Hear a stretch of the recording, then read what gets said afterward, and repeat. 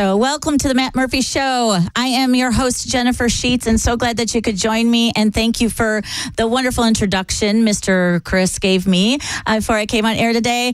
We're all about it. I know that Matt had a family engagement today, so you have me today. So I'm excited to be here. There's so much going on in the world, so many crazy things to talk about today. And you know, I just came back from Orlando. I flew down there for my daughter's cheer competition. If those of you that heard the end of Chris's show, that I was talking a little bit about it. And I am telling you right now that, like, when you see the younger generation, that gives you so much hope. And then you see everything that's going on in the college campuses, and everything just gets drained completely at that point. I have been having such mixed feelings about all of this. I'm not sure about all of you of what's happening on these college campuses, but I feel like it's kind of twofold. You're seeing two different things now. One that you're seeing is that individuals are taking a stance, thinking that they're helping a group of people from having something bad happen to them. And then you realize how calculated that stance is, and that it's how defaming and discriminating it is against a whole nother group of people. And what gets me is that it's even more interesting when you find out, like, the NYPD put out a video and a actual big article about it, that they said that most of what's going on behind this movement on college campuses right now is actually being fueled by a bigger source. So it's a lot of propaganda, a lot of verbiage, I guess you could say, that's coming from something that's funding it largely. And it's a little bit scary, because when you start thinking about that, you start thinking about, well, you know, kind of, are we going to get taken over from within? And it's crazy, because my grandpa years ago had made some comment about this and said that that the United States was not going to have some crazy war with bombs and things like that. If anything happened in the United States, it was going to get taken from within. You know, meaning all these things that we talk about on these radio shows, that we talk about in the bar with our friends, that we sit back and allow to happen, okay, are going to absolutely make the people that instead of standing up for what we believe in and what our rights are and everything, we're going to let everyone else take a voice. And it's going to destroy the fiber and the fabric of what we have. And, you know, this generation that we're bringing up, you know, I'm sure there's so many of you out there that are parents. And I feel like that it's kind of crazy. You probably all, like, really gonna think I'm crazy now, but if you didn't already, but I feel like there's this social media war that is worse than any bomb you could ever drop. And that is, we're already at war with it. And the BBC, they put out this thing about the protesters. It was in their article, it was on their website and everything, and it was talking about the U.S. campus protests. And just to tell you the mindset, because this is kind of what I wanted to jump off the show with, you know, and again, I'm Jennifer Sheets. I host a show on Sundays called Mastering the Workforce, and I have a podcast. And so many of you, of course, that are here and used to hearing Matt and everything, you'll get to hear him again tomorrow. But I wanted to kind of jump in and talk about this because, one, Monday, he'll be back. I mean, Thursday. Thursday? He'll be back on Thursday. Okay. Yep. Thank you. Thank you, Al. Thursday that he'll be back. But I wanted to really jump in on this because I have a son that's graduating. He's going to go to college. Then you have the BBC putting out material that is so skewed of what's going on, not only in this country, but who they talk to on these college campuses. So I feel like it's a silent media war that's being waged even from our allies to attack us from within.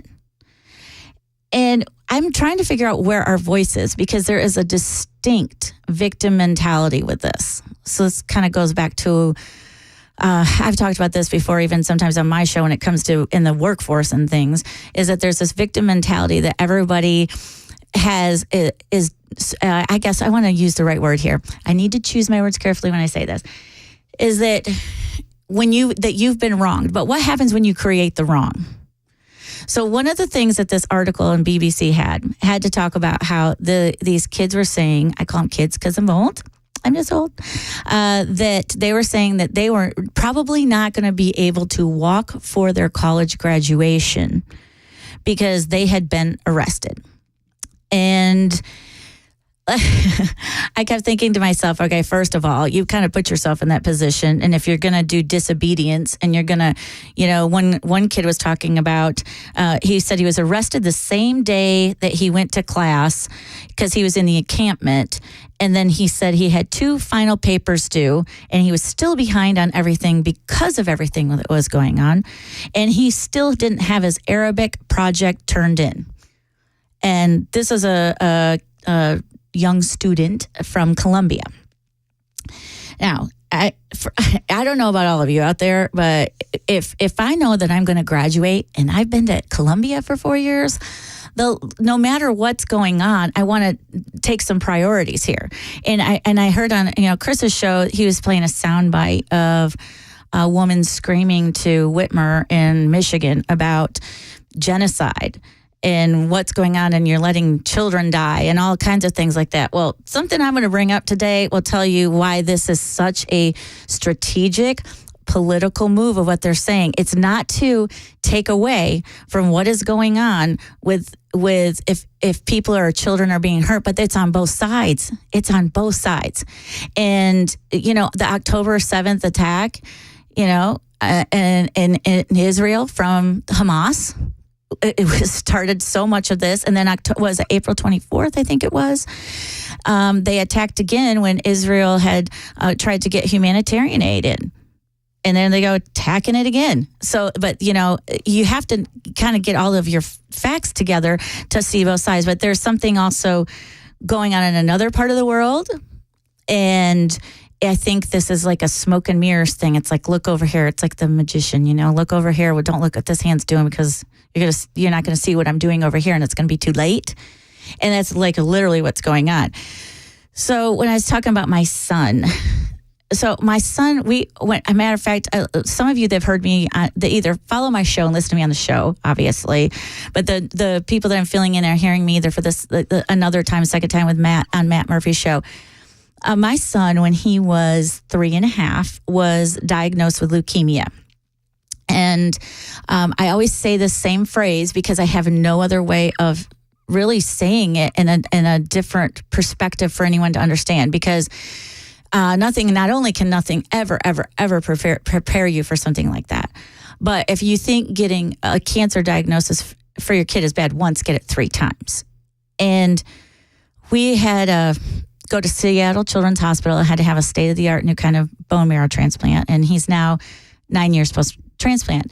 So he is graduating this year. He's graduating next week, top of his class. And when we started touring college campuses, I'd say maybe about between his freshman and sophomore year. And we'd seen all his sister, she's so funny. She's now 14, but she would tell about all these little things on TikTok and on Instagram and on all the social media platforms where kids were telling that they were applying to all these universities because they were afraid they wouldn't get into one. And that what would happen is if you didn't early apply, that you could be, kicked out. And not have a place to go anywhere that you wanted. Like if you only pick a few, you may not get in at all, I guess is what I'm trying to say. So we were very meticulous about college campuses, where we toured, what we thought would be a really good fit for him. And he had has a 4.0. He has actually had loaded GPA, but so many schools don't recognize that. All you parents out there, yes, they love it when they do it and they love to see that it's extra out there, but when you fill out your Common App and all that kind of thing, you have to just put a 4.0 in there. I tell you all of this to say the things that my kid has accomplished and done, just like everyone else's child, like you would just think is like, this, he could pick some of the best schools. So we applied to probably 20 universities and including a few of the Ivy Leagues. And obviously obviously you all don't know that, but he didn't get into any of the Ivy Leagues. He got into 11 of them that were really good that we get to pick from. But why I'm telling you this is because if you're a kid at Columbia, you're a kid at one of these universities, prestigious universities, either you're there on an academic full scholarship because of a few different reasons. Either your ACT or SAT score is off the chart. Either you are let in because they have certain kind of parameters. They have so many individuals that they have to let in to make sure that they have a diverse education environment, like a diverse campus, I guess you could say. Or your mom and dad got a lot of money, a lot of money. And, to be on that campus and to be graduating at any of those campuses, and you can have a voice, and it's okay to have a voice in the right way, in the right time, in the way that you should do it. But to have that, and I feel like when I have a child that went through everything and he didn't even get into school, would have loved to have gotten into school like that, and you squander it by this, and you want me to feel bad for you? I mean, you want me to feel bad because you didn't turn in papers because they were late and you didn't get your Arabic project done? I don't feel bad. And so this is what the BBC and a lot of other publications around the world are saying about the campus protests. Just a little bit of a different take I want to give you. I know that we, get into sometimes like the semantics of everything, of what's going on and in the religious part of it and everything. But I wanted to just talk about the perception. But I know we got to take a break. But when we come back, we're going to dive in a little bit more and talk about all kinds of subjects. And I can't wait till you join me on this side. So you are listening to the Matt Murphy Show here on Super Talk 99.7 WTN.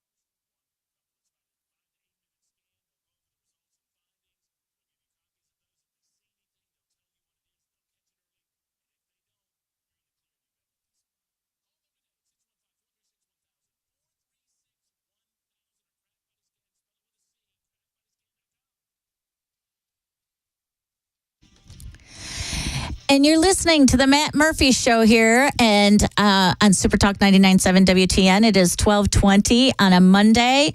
And I'm just kind of diving in. I'm your host, Jennifer Sheets. I'm filling in for Matt Murphy as he has a family engagement. And he will be back on Thursday, right, Bill? Thursday. Okay. So I know we were talking a little bit before the break about the protesting, and I was just kind of sharing what the skewed view I think that the rest of the world is coming up with, and that there's this victim mentality and everything of it. But I wanted to say a few more things about this subject and then wrap it up and move on to something else later. But I did want to say that what's interesting too is talking about kids protesting and how come they're protesting? Like what do they really know about other than what's being told, or they think, oh my goodness, I got a cause, I got to get behind it. So the NYPD, now Belle, do you have that up that we can play too? Okay, Belle's getting that up for me. The NYPD had a chilling update because they said that they had, after they had arrested 56 people at NYU, I brought this up just briefly. The first segment is that they said there's someone or somebody, some huge thing behind this movement. Either somebody or some organization, I think is the words that they used. And it's a massive movement. And they said the level behind it is because there are leaflets that they found left behind in these encampments where everybody was that had wording on it. And the wording on it with the details that were provided to protesters were teaching what to say when police arrest you, what to do with your hands, how to commit civil obedience. Wording was occupy the occupiers and disrupt, reclaim, destroy the Zionist. So if that doesn't tell you there's something really kind of sinister else going on. But you got that clip about, right? Okay, I appreciate, thank you. If you'll play that just real quick. We will always protect the right to protest, but we must balance that right. We're here to show you some example of these external actors who have no affiliation with Columbia University, as well as some of our other educational facilities.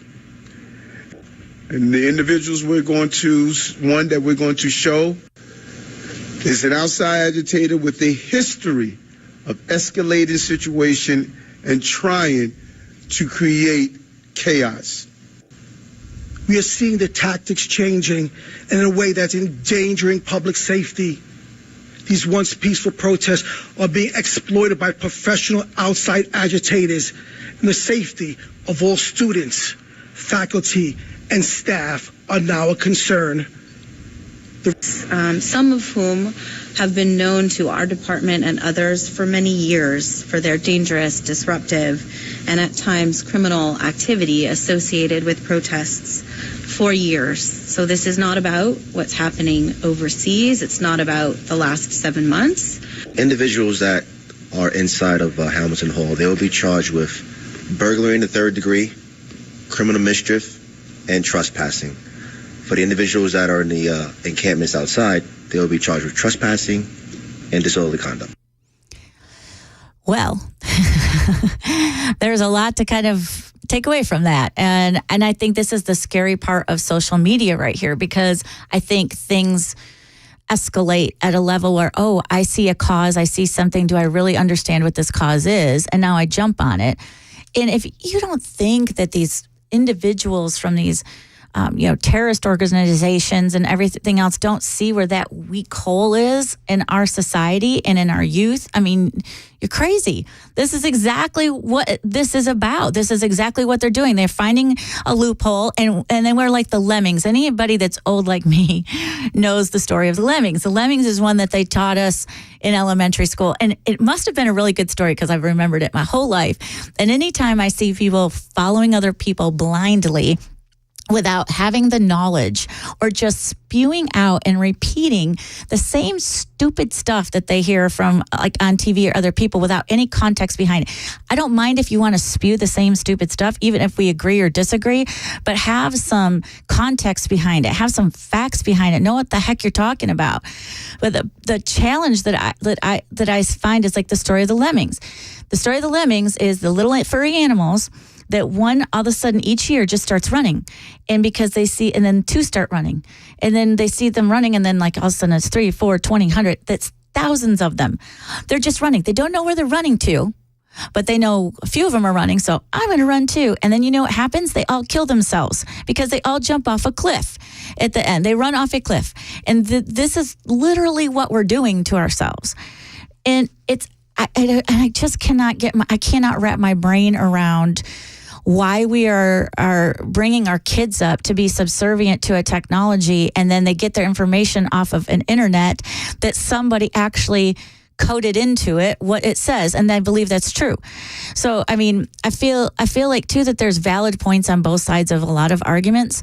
I think the general consensus, especially in this country, I believe with all my heart, is that people want peace. They want to respect each other. They should love one another. They should embrace our differences. I mean, oh my goodness, isn't this what we built our country on? It's okay to have a different opinion from somebody else. But if I'm going to have a conversation with somebody about how I feel about something that's going on, one, I better come with my facts. Two, I better come with an open mind. Because one of the best things is when you can actually have a conversation that you get somewhere with. And that's what's going on. You know, why everyone's so torn about the election, right? Is because on both sides of the aisle, we both want to have our opinion heard, but we can't get any common ground because they're too busy fighting and arguing, talking over one another. And it's like, I mean, would we put up with this at our own kitchen table with our kids? And would you put up with them fighting and talking over one another? I mean, usually someone's like telling, no, be quiet. This is so funny because I was literally, when I went with my daughter this last week and I was in Orlando, one of the moms, it was actually one of my dear friends. I heard her say, because she was talking to someone and her daughter was saying, Mom. And she kind of whirled around her and she goes, can't you see I'm talking to somebody? Like, you need to respect me speaking first before you say something. It's not like this when we have adult arguments anymore. Like what we teach our kids, either half of us are teaching them that and then half of us aren't. And then when we become adults, we forget the most basic common principle of it. And I think this is what's happened on these college campuses is I'm just looking at different, I'm very angry, by the way, because when we come back, we're going to have to take a break in a couple minutes. But when we come back, I want to switch gears and talk about something else. But I do want to say this because they're screaming about like genocide and all these things in Gaza and what's going on there. But right now, there is a humanitarian crisis in Sudan that there's 98,000 children that are going to die. That 18 million people in Sudan are starving and they're eating leaves. They're eating leaves. And, I don't know. How long is that clip, Belle? Do you have that one up too? It's about 35 seconds. Yeah. Do you mind playing that? I just want people to hear that there's something else going on in the world right now. It's a heartbreaking picture. It's basically a country that is collapsing in front of us. You said it earlier today. It's the world's largest displacement crisis. It's also going to be the world's largest hunger crisis. Right now, there are people who are eating leaves. They're eating cats because there is nothing else for them to eat, to live on in regions of Darfur, for example. And it's been 1 year of everyday violence. Not a few days ago, there was a few villages being burned to the ground and people fleeing again in Darfur. So there's something else in the world going on, everybody. Smoke and mirrors, smoke and mirrors, smoke and mirrors. That's what we should be screaming about right now, too, because that's huge. That's a massive humanitarian crisis when people are eating leaves and cats and 98,000 kids are going to die. Why are we not talking about this on a college campus? So but that got me all fired up. But anyway, I can't wait to come back after the break so we can dive into a new topic. Got lots to talk about. Mayor's new transit plan for all of us in Middle Tennessee. You'll love that. So you're listening to the Matt Murphy Show here on Super Talk 99.7 WTN.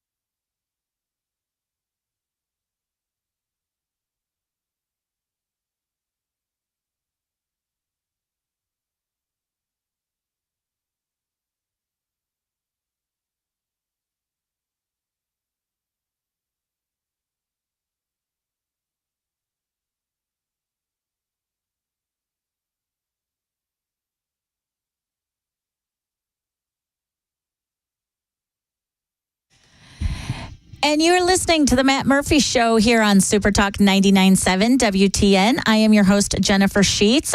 You can hear me on Sundays from 11 to 12 here on Super Talk 99.7. I host a show called Mastering the Workforce where we talk about everything that happens when you spend 70% of your life working. And so I'm thrilled to be able to fill in for Mr. Matt Murphy today as he is at a family engagement until Thursday. And I've just been thrilled to be here. I mean, this is a great experience. I love it. I love talking about all kinds of crazy things. I hope I can give a different perspective to everybody. And I know you won't all agree, and that's fine because that's what makes talk radio so interesting, right? So I know that all of us that live in this Middle Tennessee area, the transit issue has been huge, right? I mean, obviously, as Nashville's growing exponentially, I mean, we've talked about how the skyline has changed dramatically in the last 20 years. When you put more people, obviously, in an area, you have to accommodate the transit. So I know in the Nashville Business Journal, which, by the way, if you are really want to get the breaking business news and happenings around, you need to subscribe to the Business Journal. It's bizjournals.com. It's a fantastic publication. And it has breaking news that I always hear before I even hear on like main news networks. And so it's just a great resource for all of you. But I know that this plan is a little crazy because initially, when they were going to do this, they were talking about doing rail and underground tunnels. And for me, I don't know about all of you. I'm a transplant, but I've been here for like 26, 27 years. I'm a transplant from Michigan.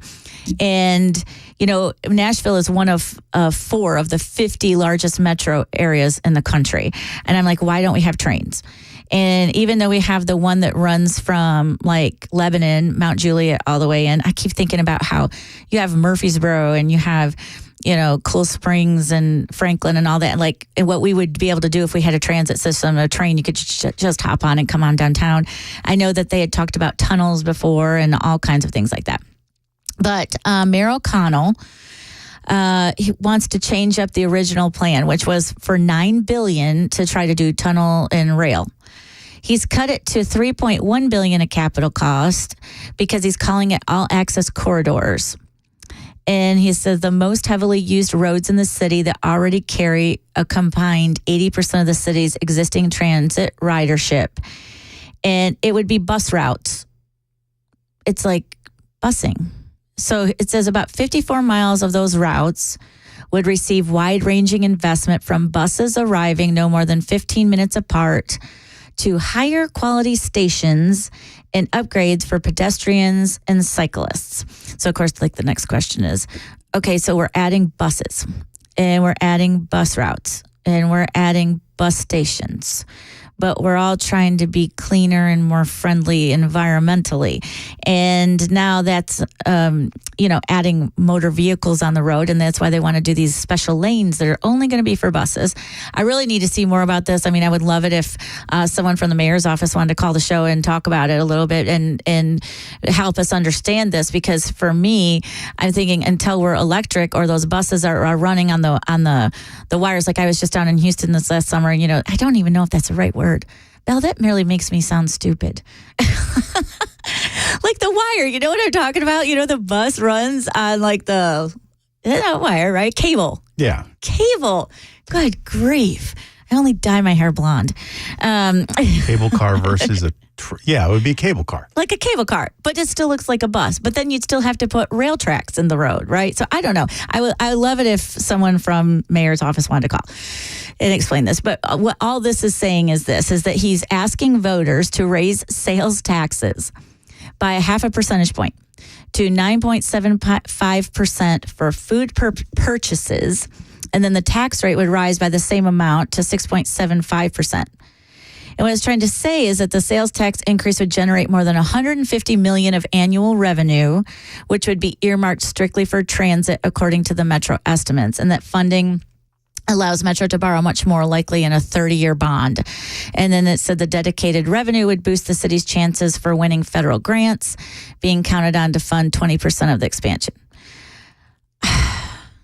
I don't know. I mean, I was kind of excited to think about the fact that we might get some rail going on. I thought that once you dedicated that, you could really, cut down on some carbon emissions. You could make it very simple, very linear, back and forth from the suburbs in. I mean, take a page out of any major city that has that. I mean, you got Chicago and you got the L, and you can get around anywhere. You can, hop stations and do whatever you need to do. I wasn't sure, again, I'm pleading with the mayor's office if they want to share this with us, because this affects every one of us. Anybody, and if you're just traveling here and how you get around and whatnot, and I feel like now we're going to do extra bus routes and construction and upscale bus stations, I guess, to have people come into town. I'm just not sure what I think about that. I think that progress means you're making progress, and feel like that just kind of sets us back a little bit. But it's okay if I don't understand it completely, because I can't imagine that there are quite a few people out there reading that do. But I don't know. I love to know what you guys think about the situation with that. And then, here's the other thing too, when you get with a rail, is that at least, you've got people coming from all over everywhere. It's easy to get in and out, and you have less people, parking. And I know you can make the same argument with busing, I guess, and closed in quarters in both and everything. I don't know. And the taxes, that's what's getting me. We're already, people complain about our sales tax. I'm okay with it because I don't want a state tax. Don't know about all of you. Don't want it. Don't need it. Don't have it. We're great. Don't. So I'm not going to complain too much about that. And then it just kind of makes me feel like with the new stadium coming, and like what you could do as far as if you had rail out from the north sides to the south sides, east and west, what that would look like, and how much bigger that the city could sprawl. But I know some people don't like that. But it would also make, I think, there's a lot of people that don't enjoy, that are literally from Middle Tennessee, that don't enjoy coming to downtown Nashville because they don't like the parking. They don't like the having to deal with the traffic. And I get the buses and the trains would be kind of like similar. I mean, you're getting a ride there. You're not actually driving, but I don't know. I think there's just something about going to the train station and having that. I mean, I don't know. There's a lot of entrepreneurs out there. Can you imagine? You could have like a little bar car in there. Yeah, a little something, little Nashville shopping thing inside there. You could have a little bit of everything in there. I don't know. But love to know what you guys think about that. And it's funny too, because I just came straight from the airport here, and I love the fact that, like the monorail, when you're at Disney resorts, you can take the monorail around. And I think about all the other countries, how they have high-speed rail. Like, why don't we have high-speed rail? Or there used to be actually a train that ran from Chicago to Washington, state of Washington, and back, that you could take almost like a 2-week trek and see everything and go on everything. I just thought that was really cool. So anyway, I just wanted to bring that up. I wanted to see what you guys were thinking about the transit situation, because obviously with the stadium coming and everything happening, it's going to be a big deal. And it's going to be an issue to come, especially because we're talking about taxes. So even if you thought, how is this affecting me? Oh boy, it's going to affect you. It's going to affect you real quick.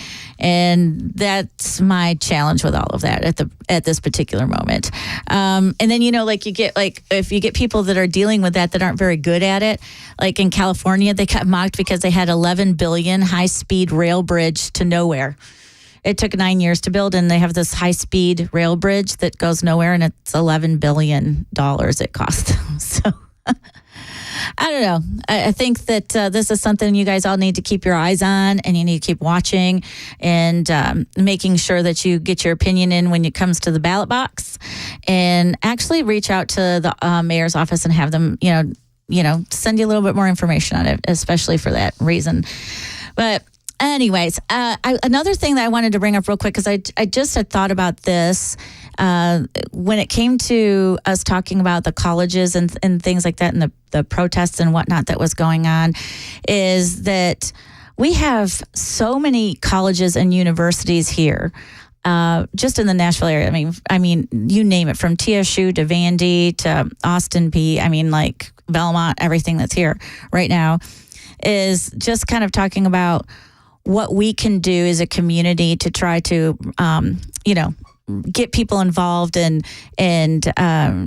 see how the future is going to be here in Nashville and be a part of that decision making. But we have Mike on the line, and so I was going to pick Mike up real quick. Hey, Mike, how are you? I'm good, dear. How are you today? Good. Thanks for calling the Matt Murphy Show. You're going on about trains in Nashville, transit, and that's coal-fired. That's what? So sorry. Say that again. That's coal-fired. Coal-fired. Well, there are the electric trains. That's still coal-fired, dear. So you're telling me that we couldn't go to the electric? You think we could? Would you? Yeah, but I mean, we don't. I mean, don't you think that we could get some technology for it, right? You said it would be clear. It's coal-fired. Oh no, I didn't mean clear. Like I'm sorry. No. What I was saying is that, like, if you have trains and you have them, that type of transit, and you have buses rolling, I said you can do like electric trains. You can do any kind of other source for a train. And I was just kind of joking because they have the buses that run like in downtown Houston that have like the cables that run across them, and then they're on the rail. And so that's what I was talking about versus having a bunch of buses out there. I don't know. How do you feel about that? Well, I mean, your buses are just fine. I mean, they're coal-fired as well. I mean, you think about it. Your electricity, coal-fired, okay? Your buses, coal-fired. It's the same. There's no difference there. Well, I appreciate you weighing in. Set me straight there, Mike. Thank you. And no, I'm glad you're fine, dear. I enjoy listening to you. There's no difference there. Well, I appreciate you sharing that. I run to hear from everybody what they thought about this. So that's great. I appreciate that. Oh, thanks. I love listening to you, dear. Oh, thank you, Mike. Thank you so much. I appreciate that. And we're going to go to Pat in Clarksville about transit in Nashville. Hello? Hi. Is this Pat? It is. I was listening to you earlier. You were talking about the possibility of increasing taxes, and especially food tax. Well, let's face it. People are already paying, 21% more due to inflation? And now they want to throw another couple of cents on there? I don't think that's a good idea at all. So you feel like that, do you think that maybe that they should think about having private investors? I know there are private investors involved, but they still want to put the tax to put like a set aside, I guess it is, just for the transportation thing. It's funny how easy it seems to get these damn stadium plans through all the time, and somehow they find the money. But when it comes to something like this, it's a little more difficult. I originally come from an area around Boston, and we've had the T forever. And most cities, the problem is they wait too long. You can see the growth, but they don't take up the issue of rail until it's too late and the price is, through the roof. It's difficult. Did you take the train when you were living there? Oh, I used to go into Fenway Park all the time. Took the subway and we took the commuter train. I was 1 block from the train. Oh, wow. And as a kid, it was a big thrill. But, yeah, people use it up there. They use it a lot. Do you think Nashville could use a train? Well, they could use something. But, again, like I said, and I don't know if I would want to do tunnels down here. Isn't this the state of where the little old holes develop without warning, The sinkhole? I don't know if I'd want that. You're thinking about the sinkhole that was under the Corvette Museum in Bowling Green. Oh, yes. That brought tears to my eyes, I'll tell you. No, that's good. That's good. Seriously. They need to do something. But I'm not sure under the ground is the best idea. Perhaps rail going through the main thoroughfares, probably. Like I said, though, they just wait so long, they being the politicians and the big brains up there, until it's so congested and everything's already, bigger than it should be. And now they have trouble figuring out, where we're going to put this little bugger, It's just a little crazy. I've seen it in several cities, actually. So, yeah. No, and I appreciate you weighing in on that. Thank you so much for calling, Pat. Thank you, and thank you for sharing your experience there. Thank you so much. Okay. I'm so thankful that y'all are calling in about this because, like I said, I feel like between rail and buses, we're going to get a tax. All the things that are come with it. So I've got, Harry from Nashville wants to talk about the rail system. So we're going to bring Harry in. Well, hey, Harry, welcome to Matt Murphy Show. Hey, how are you? Good. That was quick. Anyway, I was just speaking on terms of you run from Lebanon to Nashville on the rail, which is a shared rail line, I'm assuming it's not purchased or run technically by Nashville, and it's rented by another entity. But anyway, now the only thing I can say on that is going west. When you run on rail, the rail runs behind my house by about a half a mile, and there are no trains on it at most times. So from Nashville to Dixon, you could put 4 stops in there and have people off and on through Bellevue, Pegram, and into Dixon, which would be a fair amount of traffic removed.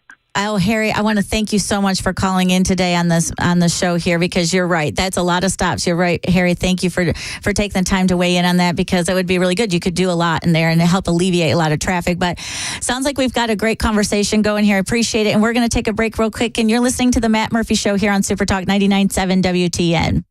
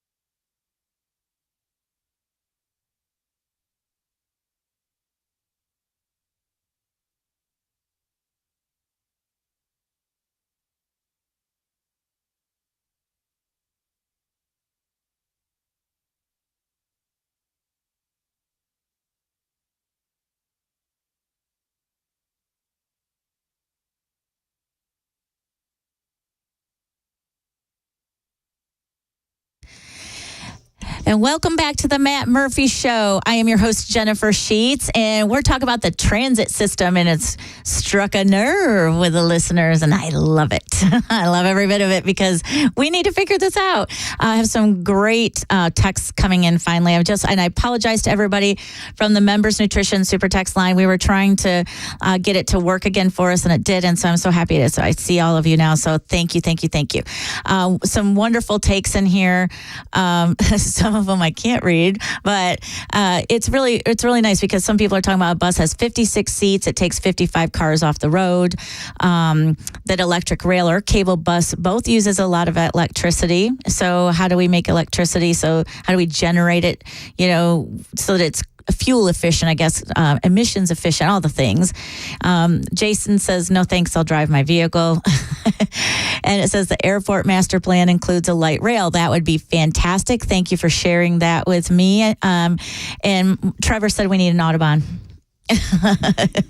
So I just want to tell you all we appreciate you weighing in on this. We're going to come back after the break at the top of the hour news and head right on to some new topics and finish off this one. So you're listening to the Matt Murphy Show here on Super Talk 99.7 WTN.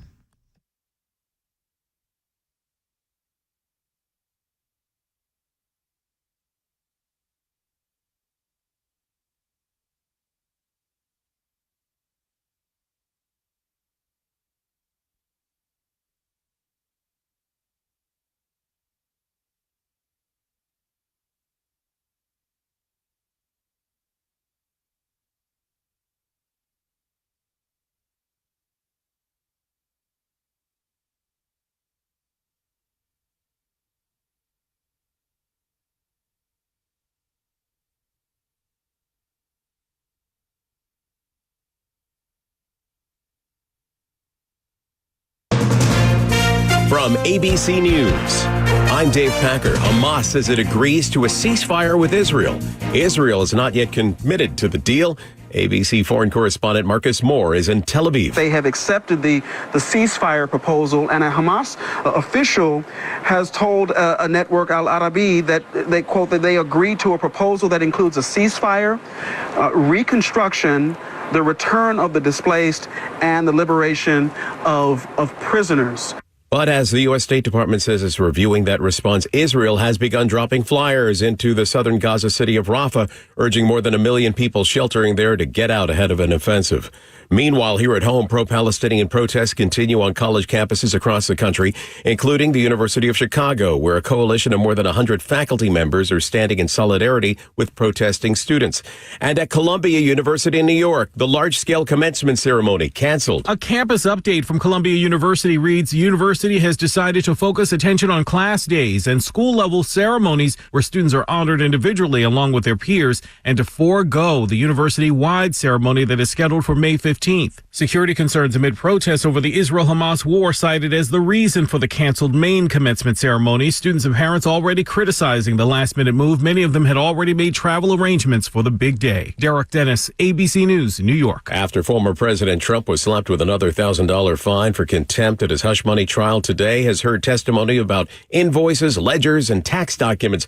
Former Trump Organization comptroller Jeffrey McConney on the stand testifying, says ABC's John Santucci, about the money transfers made from Trump's personal account to Trump fixer Michael Cohen. Donald Trump was the only one that could sign off on those reimbursements to Michael Cohen because the specific account that the payments were issued from could only have Donald Trump's signature. You're listening to ABC News.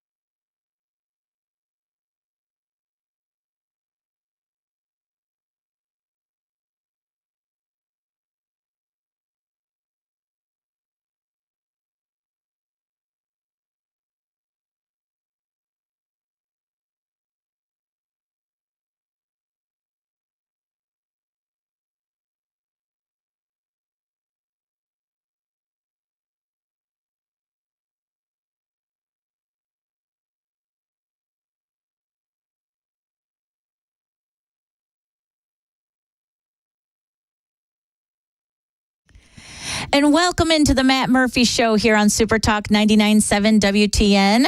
I am your host, Jennifer Sheets, and we've been diving into all kinds of topics over the last hour, from the protesting and the social media and the propaganda to the transit system here in Nashville and what needs to be fixed with it and what the mayor is proposing as far as taxes and all sorts of things. If you're wondering who I am, I host a show on Sundays called Mastering the Workforce that airs from 11 to 12, where we talk about all things that have to do with what we spend 70% of our lives doing, and that's working. And today we get to talk about all kinds of crazy topics that are going on, and we want to hear from you. I appreciate so much all of the text messages and phone calls that you guys have been joining in and weighing in on these topics.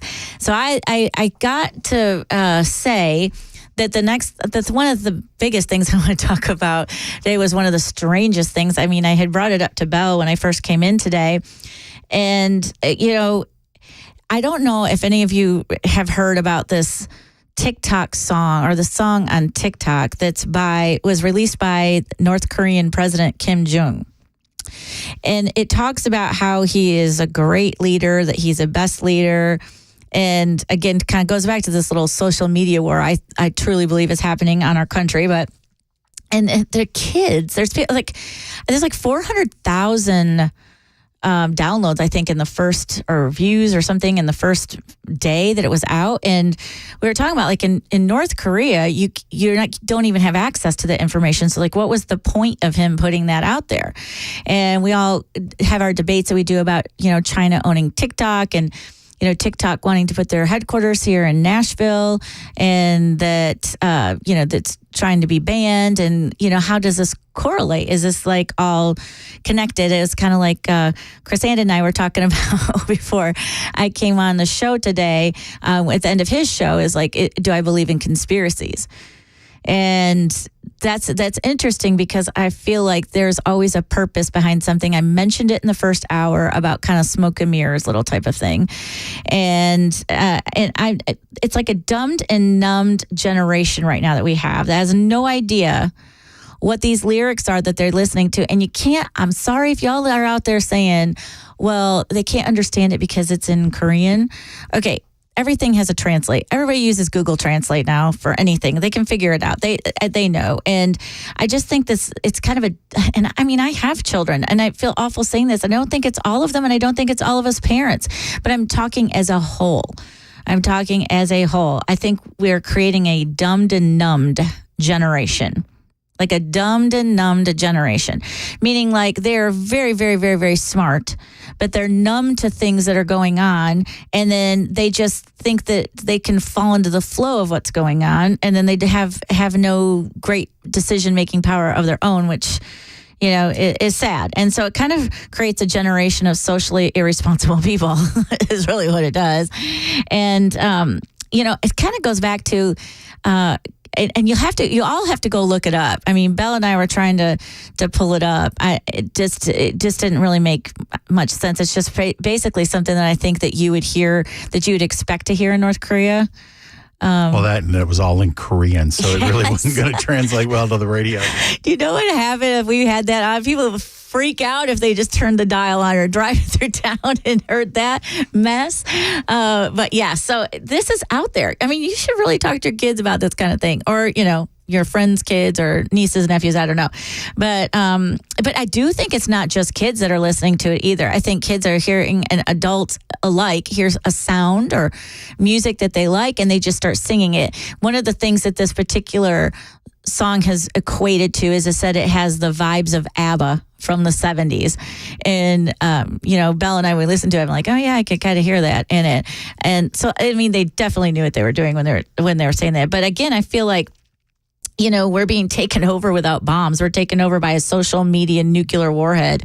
And I think it's like a propaganda hitting us from all sides of everywhere, and I don't know why TikTok is loving North Korea, but I did see today that the president of China was going to France, and he's kind of schmoozing over there. And I thought, this is just like all of this is kind of coming together where, we're in this election year. Gangnam Style's right. Whoever texted in, that was pretty good.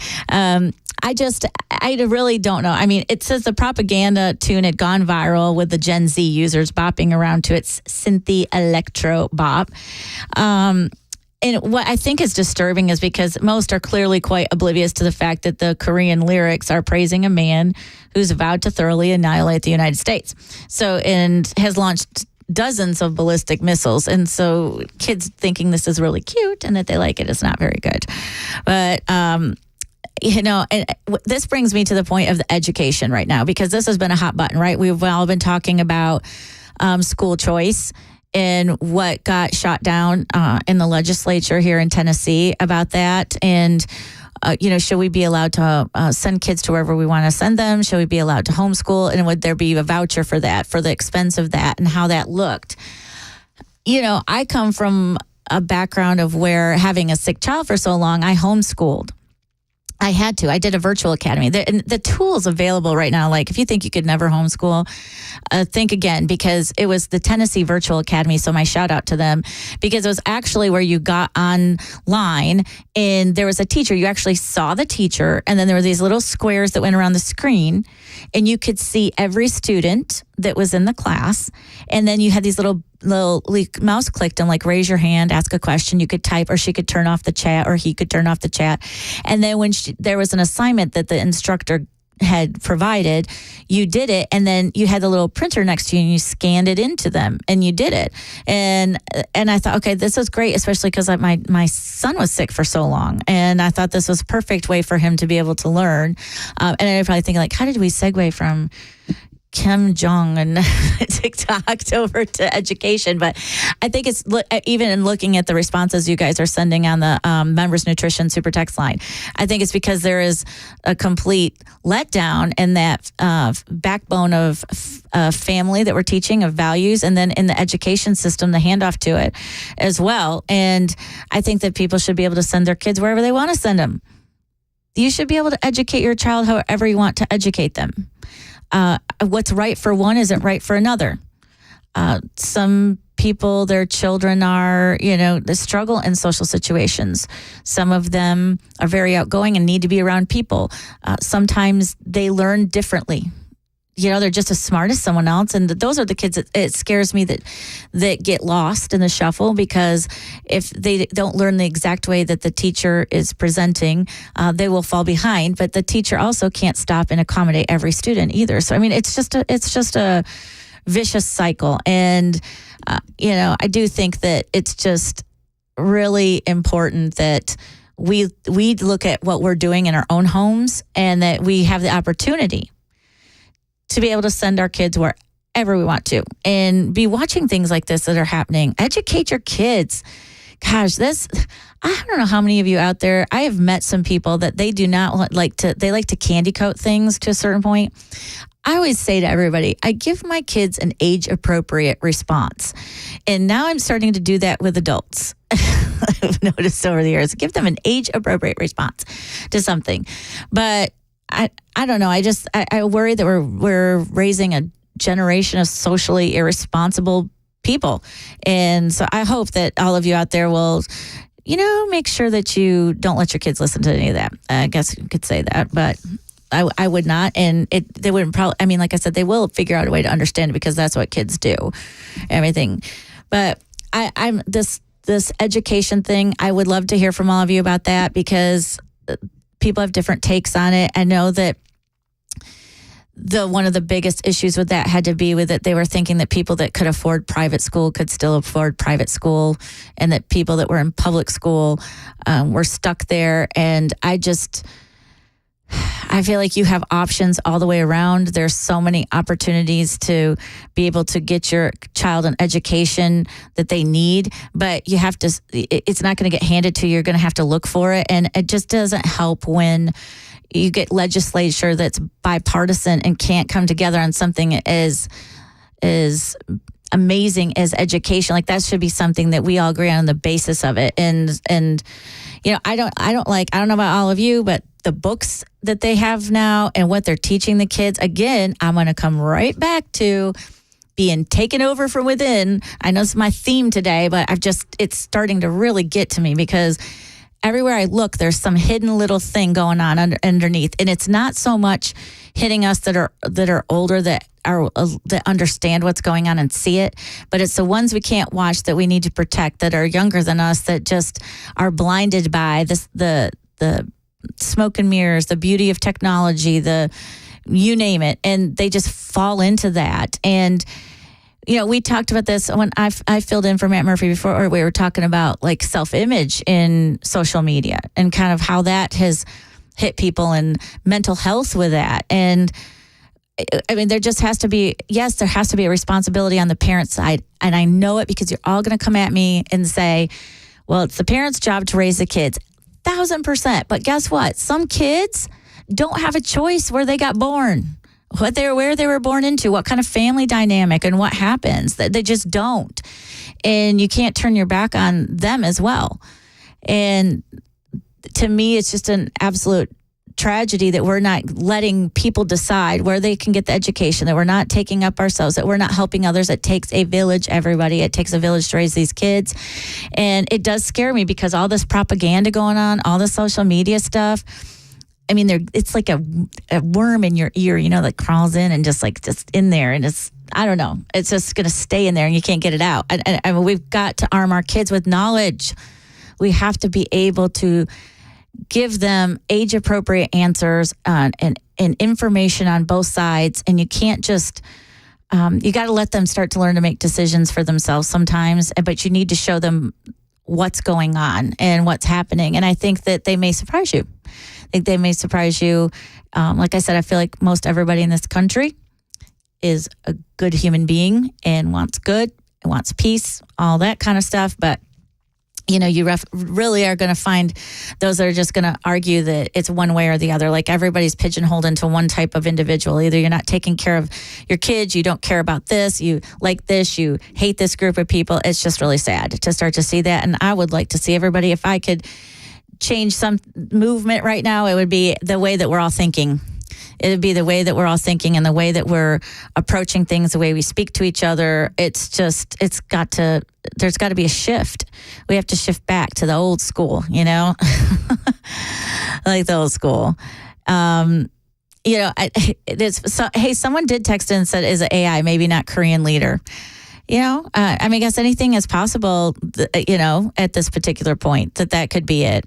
And, it's right now, anything's possible because they're generating actual people. I think that was one of the things that had happened in music specifically, was music videos made up to be celebrities and celebrities talking, and it wasn't them. It was actually someone else. So I totally get that. But let me pick up a call here. I got, and they have someone joining the show here in just a second, and see what you have to say, because you guys are really ringing in on this. And Monica says it takes a village, but choose your village wisely. That's a massive one, right? But I'm going to pick up Bonnie here. Bonnie, let's see if I can grab you here for a second. Bonnie. Oh, there she is. Okay. Hi, Bonnie. Welcome to the Matt Murphy Show. How are you? Well, I'm doing pretty good. How are you? Great. Thanks for calling. I just heard the tone of your voice, number one, and I think you're very patiently listening to people on the phone. I like your personality. And Thank I you. see a lot of what you're talking about. And I moved from Wilson County to Tullahoma, and the people up here, I mean, I'd be nice, they're a little cocky. They're not too friendly. And as far as work is concerned, they're just not too nice. I gotcha. Okay. Well, thank you for weighing in, Bonnie. I appreciate you calling today. And when you get, like someone said here, it takes a village, and choose your village wisely. You have to be really careful about where you are, what you surround your family with. And what do I always say? Birds of a feather flock together. So, if you don't want to be in environments that put people in those types of positions where that can happen. But anyway, we're going to take a quick break. And I really appreciate you all joining in today. It's 1:20, and you are listening to the Matt Murphy Show here on Super Talk 99.7 WTN.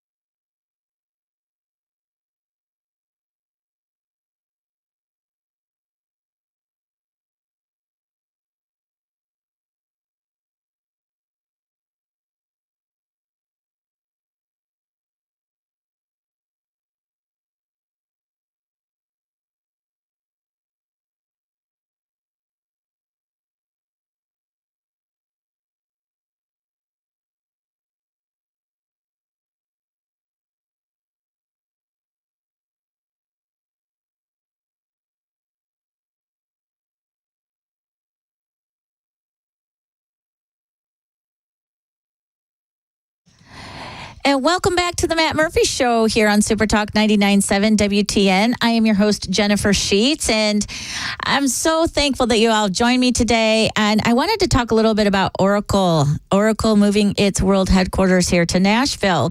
For those of you that, I guess you'd have to not really know what's going on. I suppose you could, but this is kind of a really big deal. But I want to talk about the economic impact of this, because this is in some ways going to be a game changer, but there is something that I think we need to kind of talk about with it as well on the opposite side. So all of you know that Larry Ellison, who is the company chairman of Oracle, had met with former U.S. Senator Bill Frist at the Oracle Health Summit on Tuesday. It was a couple weeks ago, Tuesday.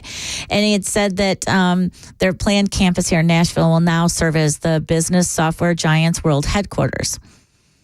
And what he's saying is that now Nashville is going to become the center for the United States healthcare industry. When he was talking about it, when he was talking about this with former Senator Bill Frist, it was kind of recapping about how the $65 million in state incentives was given to them back in 2021, and that the company planned on, bringing 8,500 jobs and an investment that would top $1 billion to Nashville over a decade. There's an article that says that then Mayor John Cooper's office announced that the company, which this is what I want to talk about in a minute. Back then, it was currently based in Austin, Texas. Okay. I mean, I say currently, back then, currently, that's like a double entendre, but I was just kind of reading from this. But it says it was based in Austin, Texas, and they plan to build the new campus with 1.2 million square feet of office space. And what was interesting about this was in 2020, Oracle announced it was moving its headquarters from its longtime home in Redwood City, California, to Texas. Now, we are in 2024, and now they're moving from Austin, Texas to Nashville. So I guess my question is, how long will they be here? I mean, it seems to me like they have some moving around that they do. And they said they're moving the huge campus, of course, which will ultimately be their world headquarters, moving it to Nashville. And, that because Nashville is the capital city, the Nashville Healthcare Council said that they have more than 900 companies with 550,000 employees working in the healthcare industry. So that includes we have HCA. We have Change Healthcare. There are large companies that are here. And the technology, Ellison, he's also their chief technology officer. He says that he wants Oracle to be a part of a community where people want to live. And he said the city ticked all the boxes in the employee surveys. Of course, I live here. I think it ticks every box that there is. And I would hope that a lot of you that are here and have enjoyed living in the city love to see it progress and grow.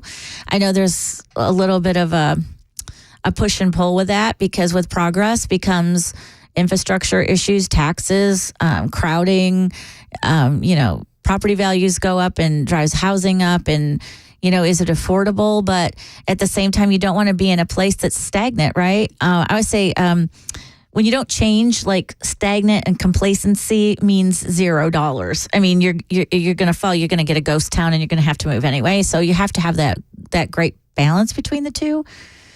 But my question is, Oracle's moved a lot. So with these incentives, I mean, do they think they are going to stay here? I mean, I would think spending that much money in the city. I mean, to me, on one hand, I'm thrilled about it. I mean, the types of positions that it's going to offer will be fantastic. And then you've got to think about all the vendors. So the vendors that are going to supply this company, and then what kind of business it's going to bring for them, and jobs in their prospective industries, and how that's all going to look. So I think that it'll be interesting to have that here, without a doubt. And but I just do think that we have to ask some more questions, and I would love to know what those possibly are. I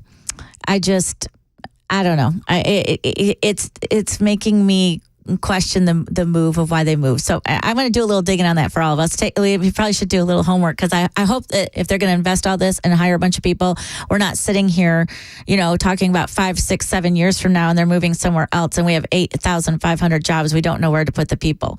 So hopefully that the plan is long term. But I know we're hitting at the bottom of the hour, and I appreciate y'all hanging with me today, filling in for Matt Murphy while he's out in family engagement. And so you are listening to the Matt Murphy Show here on Super Talk 99.7 WTN.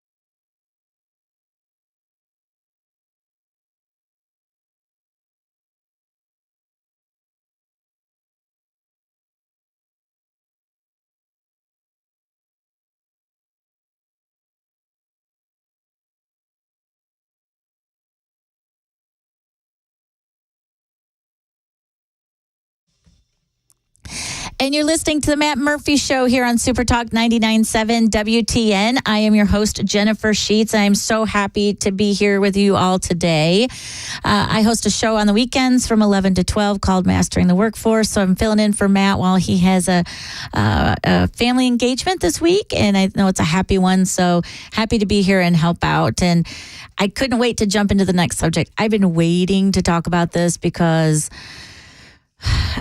let's just put it this way. This is my wheelhouse. This is my wheelhouse. Talk about this because I want to let you all know that the U.S. ban on non-compete agreements for nearly all jobs.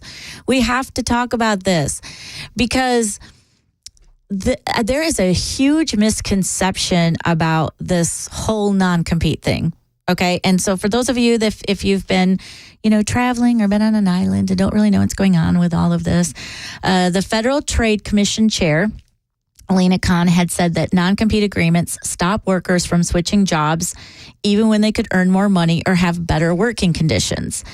And so the Federal Trade Commission narrowly voted, on the 5th, I guess, or a few days ago, I guess, a week ago Tuesday, to ban nearly all non-competes employment agreements that typically prevent workers from joining competing businesses or launching ones of their own.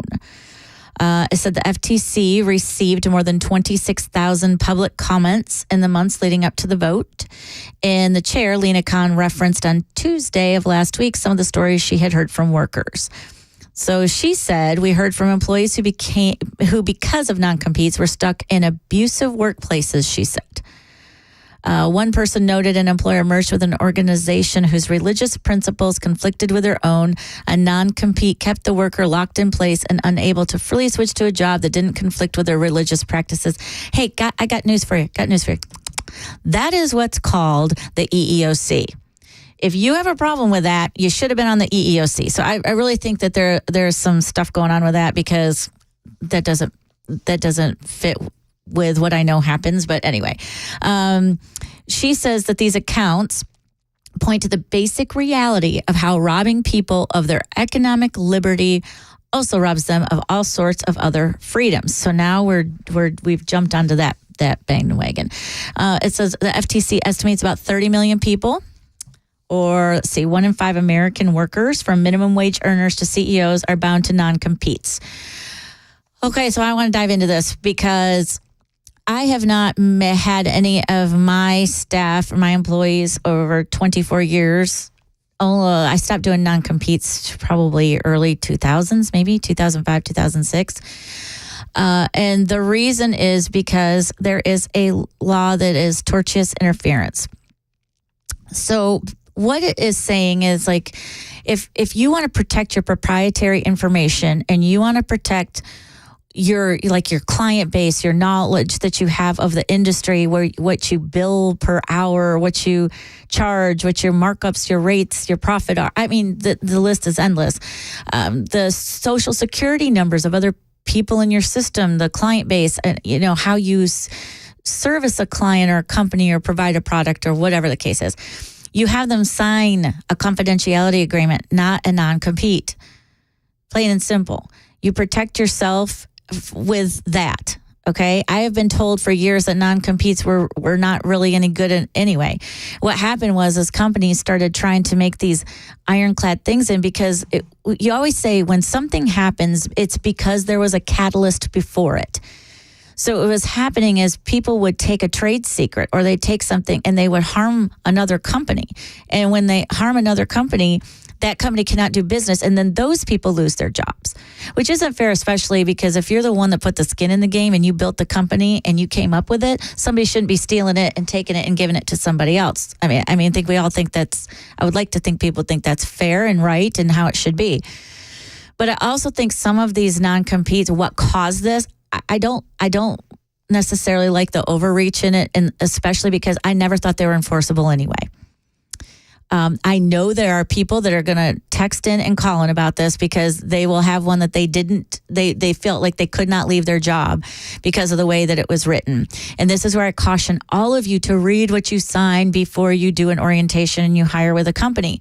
Because the bottom line is any agreement can be enforceable if you sign it. If you sign it, yeah. And sometimes it's a condition of employment. I actually had this happen to me when before I ever had my own business. I was working for a national company. And I remember we did not have a non-compete, but it was like an NDA confidentiality agreement. And it just protected everything that was theirs and proprietary, as it should. And so if you don't plan on doing harm and then you just don't like the environment, or you don't feel you're treated well, or you're not making enough money, or you just want to grow in the company, you could freely leave as long as you didn't take everything with you when you did it. And I remember they came in after I'd already been working there, and they said, no, we're updating all our paperwork. It's at this year mark, and if you don't sign it, it's a condition of employment. So either you sign it or you don't have a job. Plain and simple. And I signed it because I wanted to make sure that I had a job. It wasn't until years later I realized that, I probably shouldn't have done it. I ended up having to go far away to start a business that was in the same industry, but I never once took anything that they had. That wasn't the reason why I wanted to do it. But they don't know that, right? And I think it's very cautionary tale, I guess you could say, about signing something when it comes to that. I know that you should not be, the reason why I always say they were not enforceable is because you can't impede somebody else from making a living in the industry that they're in. So if there are a lot of you out there, I bet, that signed these things at some point or another. Where you can't go start up a competing business down the road and take all their information to do it. And I get and understand and respect that, because if I'm the one that put all of my energy into it, I'm the one that built it, I'm the one that put my all my money into it and took the risk and the chance and everything, you can't take everything of mine and just plop it over here when I came up with it. And steal everything. But there's a difference between that and starting up your own thing, or and not taking anything from it, or going and working for a company and taking the skills that you've learned from one business or corporation or whatever and applying them somewhere else to help you improve your family situation, help you grow in your career, make more money, have more opportunities. There's nothing wrong with that. And I do think that there are some corporate America companies that have like a 1 inch thick thing of paperwork that you used to have to sign. Now you have to click it everywhere, and it makes it very, very difficult for people to be able to leave and go find another opportunity somewhere else.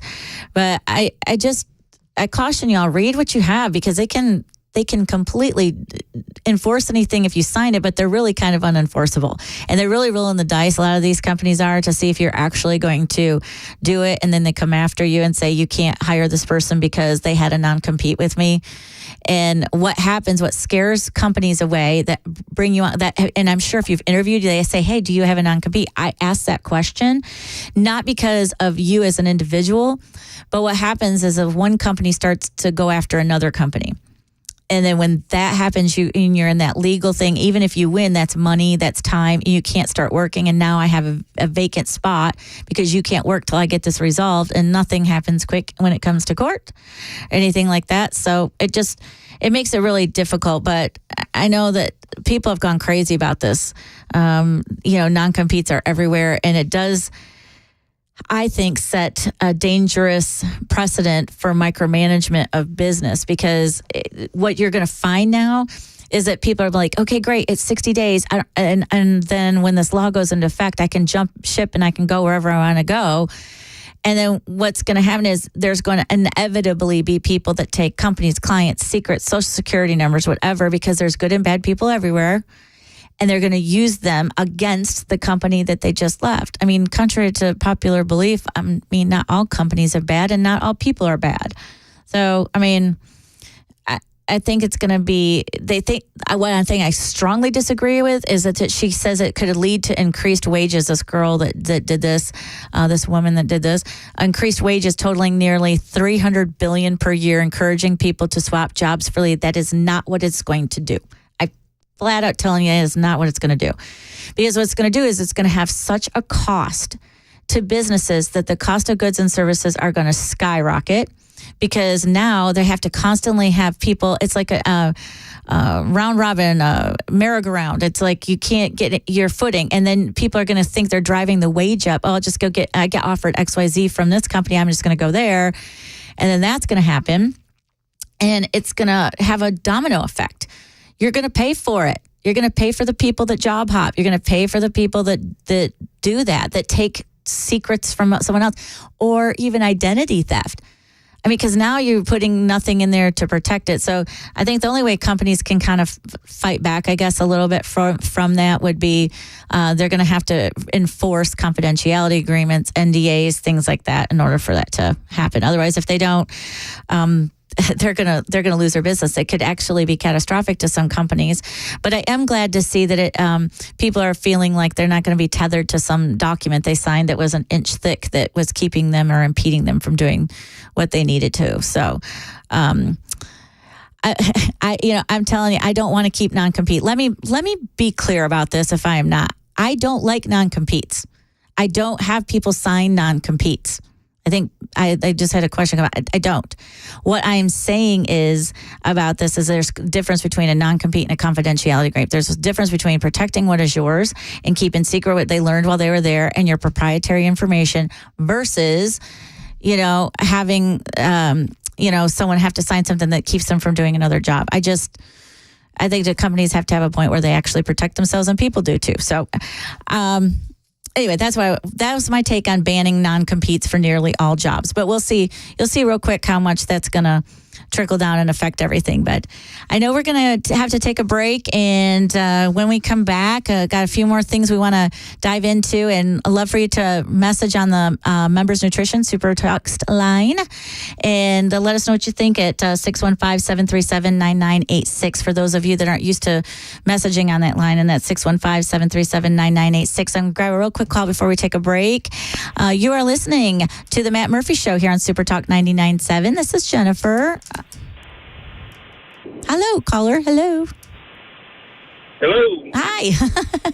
You're How there. are you? Good. How are you doing? I'm doing well. I just wanted to comment that bad companies are the ones that push the non-competes so much.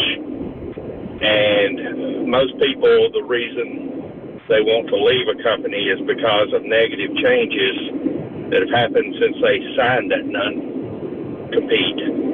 I've experienced that a couple of times, unfortunately, with the same company who bought another company that I was with, and have been prosecuted. And we had good companies that treat the people right, kind of company that I try to work with. You don't have those issues.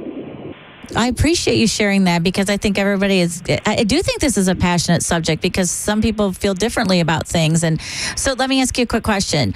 Would you be opposed to signing a confidentiality agreement with a company versus a non-compete where that just protected the information you learned from the company? Would you have no problem with that? Well, as long as it was truly the things that are confidential. In most industries, every competitor within the market has 90% of the same product, and only a very few things that are truly unique, or at least in the instances that I've been in. And then on the other hand, so there's not so much that's really confidential as far as on the sales side, which is where I'm at. The other end of this is the customer. The customer, and I've literally had multiple customers tell me this, we don't know or care who you sell for. We buy from you. That happens. And that is extremely common. And they don't, whoever pays the bills knows who they're sending the check to. Other than that, they couldn't care less what company they're dealing with. You know, And do you think in your role, because it's sales, I feel like that's more where people sign non-competes. What do you think? it is. And when I started in this business almost 30 years ago, I signed the non-compete. Never thought I would ever leave that company, but that company had massive, drastic changes to the point where most of my customers were saying, we're not going to do business with this company anymore. And I was forced to make a change. When I made a change, the other company said, keep your customers. And then the old company came after me, and they ended up sorting all that out in court, but whatever there. But and then to have it happen again and to be forced back into that situation, I just feel like that non-competes need to be, if they exist, need to be very, very narrowly construed so that people can find other work. And for instance, on the sales side, the customer should have the opportunity to buy from whomever they want to buy from. I appreciate you sharing that, because I've done sales my whole life, and thank you so much for calling, because that was a great insight, and thank you for answering my questions. And I want to continue this conversation on the other side, because you're all kind of talking now about it, and I love it. So you are listening to the Matt Murphy Show here on Super Talk 99.7 WTN.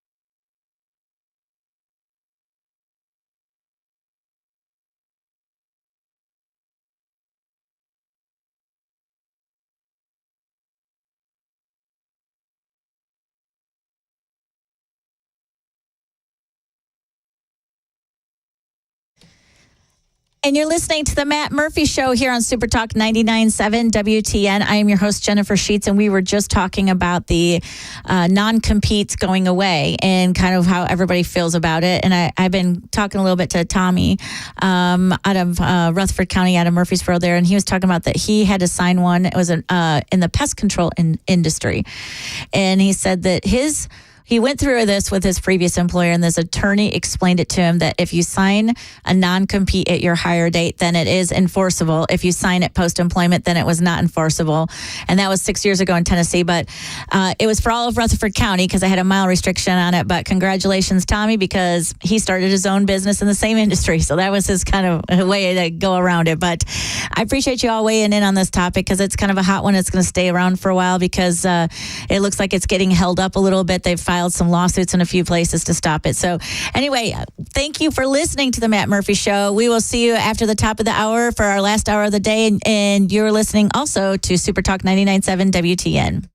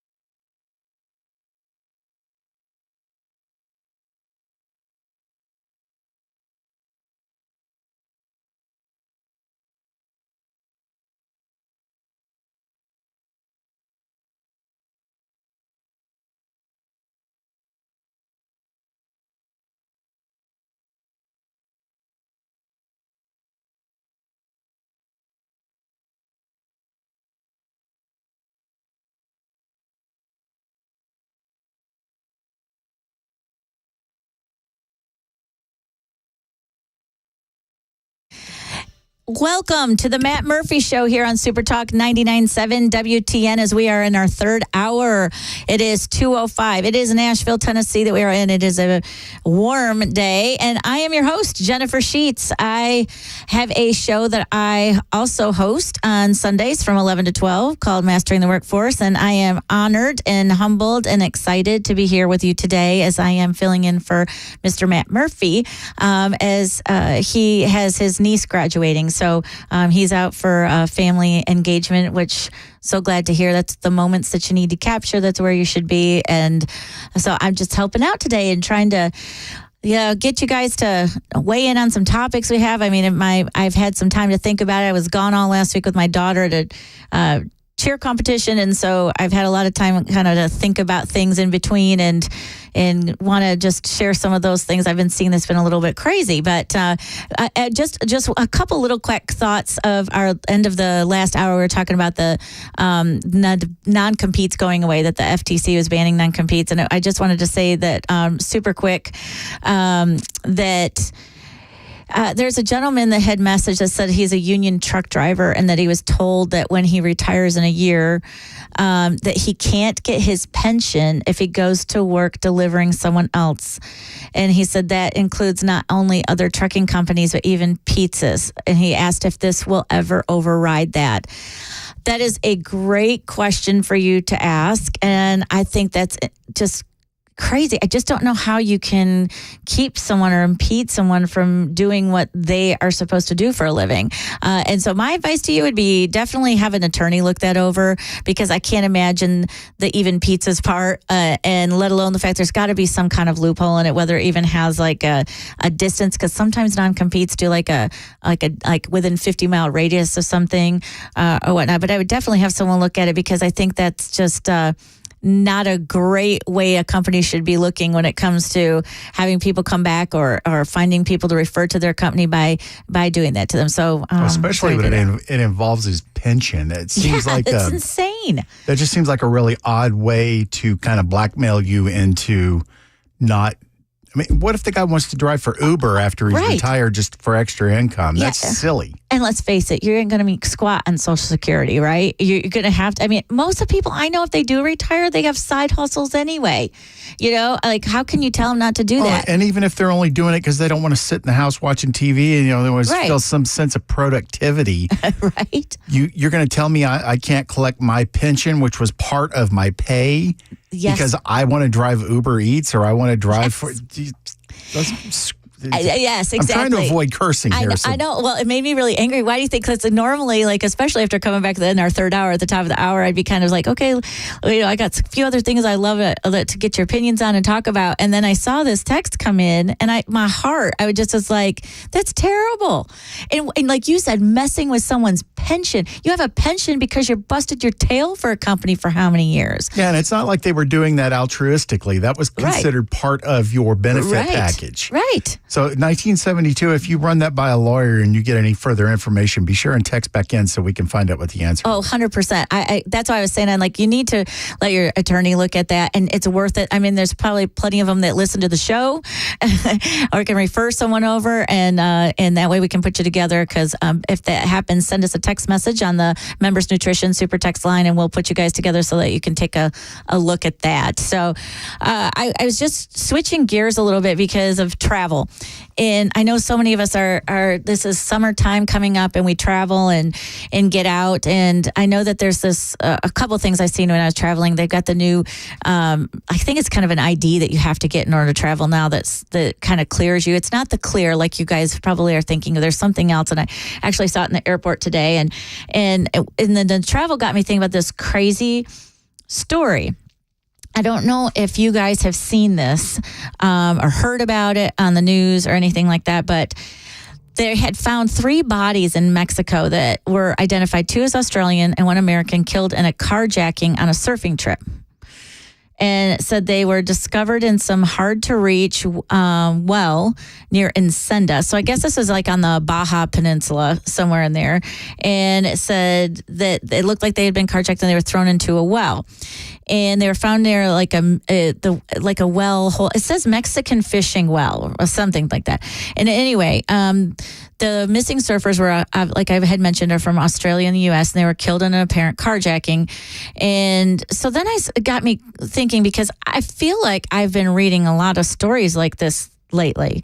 And so I was like just curious. I'm like, well, how many people in Mexico, because it says it like between Mexico and Canada, so they're like obviously our border countries, that if people want to get away and they don't necessarily want to go really too far, that there's beautiful places in both Canada and in Mexico where you can go travel to. So I first looked up how many people in Mexico go missing a year. So it says from the year 2023, get this, it said in 2023 alone, 21,923 people have been reported missing in Mexico, which means that about 60 people go missing in Mexico a day. I mean, like, just think about that for a minute. So we're getting kind of like on our bandwagon about all these things going on in other countries and or at home, I should say, not other countries. And then this is happening in other areas. And we're saying we want to, be mindful and help out and take care of people that are in strife, I guess you could say, in other parts of the world. And it's like, this is a border state that, that many, 60 people go missing a day. So I wanted to check and see how many people go missing in Canada, because it's a border state, right?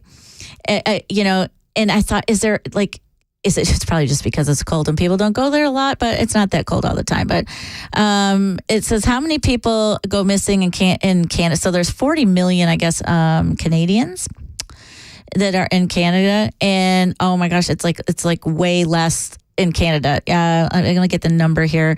And this is why I was bringing this up, is because I'm trying to figure out what the catalyst is behind it. And I think I know, but it says there's 70,000 people that may go missing in Canada each year. And then some of them say it's closer to 100,000. So I was like, wow. So it says 21,000 in Mexico, but it says 70 to 80,000 in Canada. So I guess why I was bringing this up is because when we travel, I know that it bugs us to do the clear or the new ID or everything, but I guess for me, I want to know where I'm coming and going. And this also brings up another thought to mind, because I had a cousin that was working for a machinery company that built robotic engineering machine lines, and went to do it in China. And I remember him telling that when his sister would come visit, she would have to put her itinerary down when she went to China. Now, mind you, this was probably about 10 or 12 years ago, but she had to put her itinerary down. And she said one day they had decided to take a trip and go somewhere other than where the itinerary was. And she got this strange call, and the people that were the guides told her she needed to answer it. And it's like the consulate or something. I probably have that wrong, but it was someone from the government that's like, why did you deviate from the plan that you had listed when you landed in this country, pretty much? And I'm thinking to myself, wow, they know everybody where they're at, when they go. I mean, it's just like, holy crap. So I was just like, this is our problem in this country with our border, right? Because you go to China, they know where everybody's at. Every 2 seconds, they know where you're at. You're coming and going, and yeah, Steve just texted. He says, maybe there may be a few more Bigfoot than we thought if 70,000 people go missing in Canada, right? I mean, I was really surprised, because I thought, well, maybe more people because it's warm in Mexico and travel there, because I thought the number was a lot in Mexico. But when I looked it up in Canada, I was like, oh my gosh, I mean, literally, that's the scary thing. Someone had some ulterior motives to take you to Canada. Maybe you better have the hair stand on your neck or something to that effect. But so the travel thing, I don't know how you all feel about it. It doesn't bother me for people to know where I am. I want to know, like, when I get on an airplane that it's, hopefully safe. I want to know that when I go into country, if there was trouble or if I was missing, that someone would know where I am. But it just is that fine line of, what is too much. But right now, that what we're finding out, like with our borders being so porous and not knowing who's coming and going, it's a huge problem. I mean, it's worse than a huge problem. I think this is what's going to be the election this year is going to be based on how you feel on a number of these subjects, and that probably being the top at that particular point. And I do think it skews so many things when it comes to population, because if you have so many people here that are like undocumented and we don't know where they're at, we exactly like when we don't know what's going on with them, what their background is, where they came from, the history, could they be helpful, could they be a detriment, that kind of thing. And so it's just, and these numbers are startling to me, because especially when you think about, like, someone just looked up, said 600,000 people in the U.S. go missing every year. Wow, yeah, this is astounding to me, and I don't know, as we move into the future and we move into technology, I think there are things that we need to be doing and keeping track of so that we feel safe, that we know what's going on. And I can't understand for the life of me how we can have the technology that we have, and then yet we haven't found a way to find something as small as the head of a pin that we can control and swoop down and find where people are that they shouldn't be, to find terrorists, to any of those things. I think it makes me wonder, like, do we really want to find them? Everything has a dollar figure marked to it. So I start to think that probably has something to do with it anyway. But, this whole thing with this new, I want to call clear. If somebody knows what it is, please text me on the Members Nutrition Super Text 9 at 615-737-9986. It's something new that we've put in right now that everyone's going to have on their driver's license or ID or whatever to travel.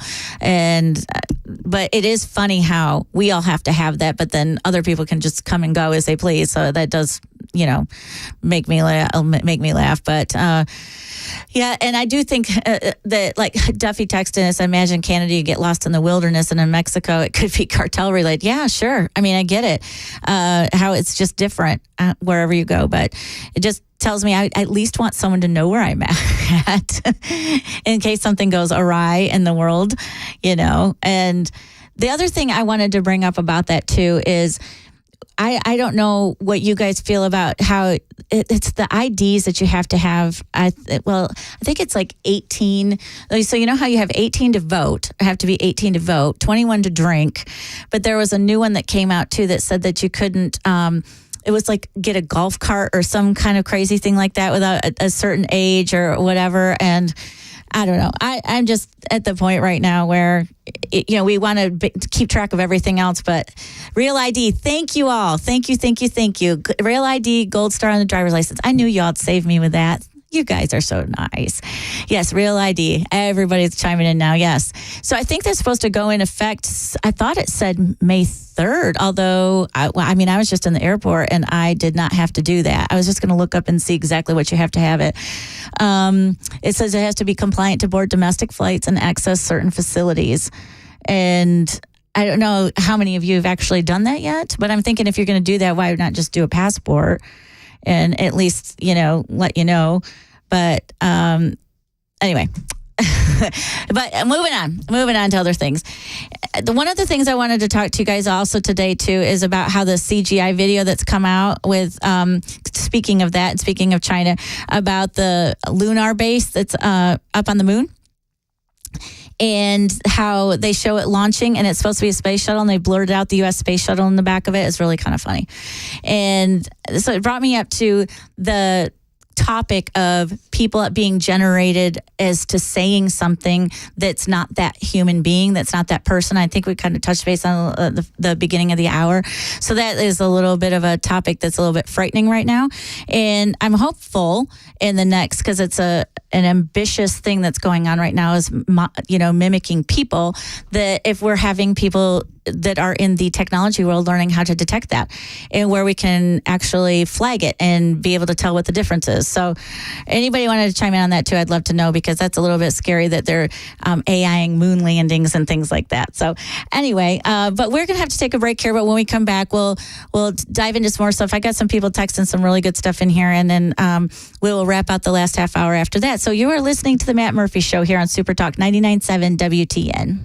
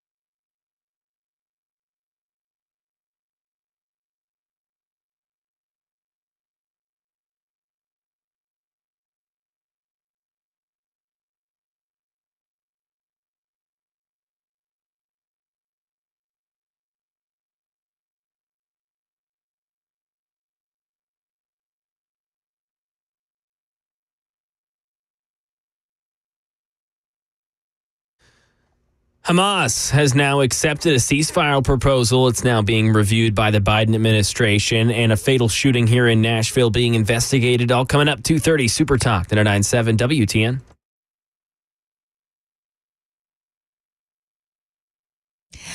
Welcome back to the Matt Murphy Show here on Super Talk 99.7 WTN, and loving all of the interaction I'm getting from everybody today on the Members Nutrition Super Text line.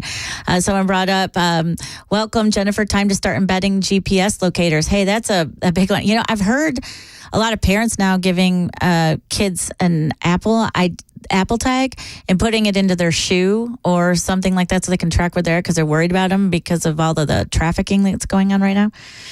I don't know. I mean, for me, I think when it comes to your family members and tracking them, yeah, that's great. Embedding GPS locators. The scary part is there was a big, I forgot about this. We were talking about this conspiracy theories. And it's kind of funny because I know people heard me talk about Bigfoot and making jokes about things. And if there's conspiracy theories that I believe in, and just kind of in jest saying some things. But there was, I remember talking about GPS locators, there was a lot of talk back when everyone was getting the COVID vaccine. Because when they were putting, and there might be some nurses out there that might message in on this, where they'd get the vaccine in, but then when they would do like a scan or something showed up in their arm where it was. Like, were we tracking the entire population that wanted to go get this vaccine? Like, did we know who they were? And it's just scary, and that is a huge thing because you'd have to have something in it you didn't know was in there when a facility was administering it, right? But I mean, we're getting to that point, right? I mean, I just saw where there was someone that got in trouble for AI generation of making their boss look, I think it was racist or something. And then they know where they live. They're checking their tracking system. Is your locator on? Like, I mean, we do it so we can keep track of our truck drivers so that we know how they're driving. I mean, where does it stop? Where does it start? I'm not quite sure. And, it's just really kind of interesting to look at it because everyone has a different perspective on it. And I see both sides of it. I see where in one sense, it's like, why do we need all this? This is scary. Everyone knows I don't want the government to know where I'm at. I don't want anyone to know where I'm at other than my family, my friends, need to know basis, that kind of thing. But in the other sense, there are a lot of really crazy, bad people out there. And there are a lot of situations where maybe someone's in trouble and you want to be able to find them and have the best technology out there to be able to do that. And I mean, it's invasive. And will that happen? Will it become to a point where, I think that's what our phones are. How many of you out there have talked about something or said you want to buy something and then all of a sudden these random ads show up on your phone? I mean, I think that's been going on for a long time. I think it hears you, says you, and there's something about, I think it's on an iPhone where it takes a picture every 10 seconds or something. Like if they wanted to actually look at it, they could. And so there's a lot of tech, I think, out there already that we're exposed to that maybe we really didn't, don't really know about. And Jeff says if you have a smartphone, you're already being tracked. Of course you are. Of course you are. And everything we do. Look, we got smart TVs and all the things. If I'm traveling and I'm logging my information, and obviously everything's attached to it. Everything's attached to it.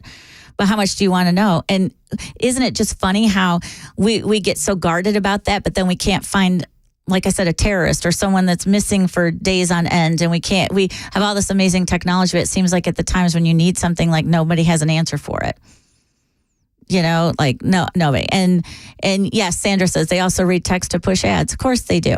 And I found that too, that like the clickbait stuff, or like you click on something and all of a sudden you keep getting it in your inbox and whatnot. And then pretty soon, like, I swear my Gmail now, I've just kept it so it's just a place that I can get like free discounts when someone says signed up and get the 10% discount or 20% discount when you check out. And I just leave it there. It's like my junk file. But yeah, I feel like everything we do is tracked, watched, our habits, our buying habits. And in business, that's all. Like when you go to like any kind of like a exhibit, convention, or show, I was saying this on my own show a few weeks back, that the dynamic has changed so much. Like even in like supply chain, when you get into it, everything they used to like come in, and when you exhibit at a conference or something like that, it would have like a truck line or like the brake system or something like that. Now it's all technology. That's what they're saying, selling a software. So everything's attached to something else so that you know what's going on at any given time. And then them knowing that much about me and my buying power is really scary because, it's sometimes it's like, is this like a grand manipulation, or I mean, it's a lot of things. Again, the person that keeps messaging about my craziness with Bigfoot. I really don't believe in Bigfoot. Just let's set the record straight.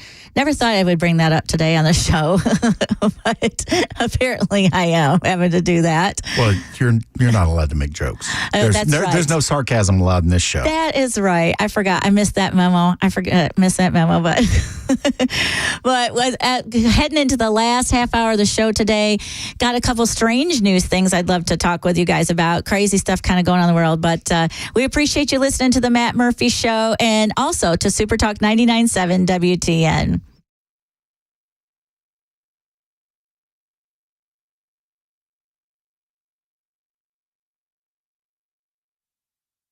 .2:30, I'm Mac Morey with your top story. 77 degrees, mostly cloudy on Music Row. Expecting some rain, possible thunderstorms later on this evening. Weather forecast on the way in 2 minutes. Hamas saying it has accepted a ceasefire proposal from Egypt and Qatar. Stephen Portnoy has the latest. On first word of Hamas's acceptance of a ceasefire proposal, State Department spokesman Matthew Miller was non-committal. We are reviewing that response now and discussing it with our partners in the region. CIA Director William Burns remains in the Middle East, helping to broker a deal. The Israelis have yet to respond, but a group representing the families of hostages says it welcomes the announcement and urges the Israeli government to accept an agreement. And right now in Nashville, Metro Police investigating a fatal shooting on 16th Avenue North yesterday morning as accidental. Fox 17 says a 25-year-old woman died after being shot with her own gun inside an apartment where she was visiting, and that a 3-year-old was handling that firearm at the time. That is the latest news. Weather's next. I'm Mac Morey, WTN News.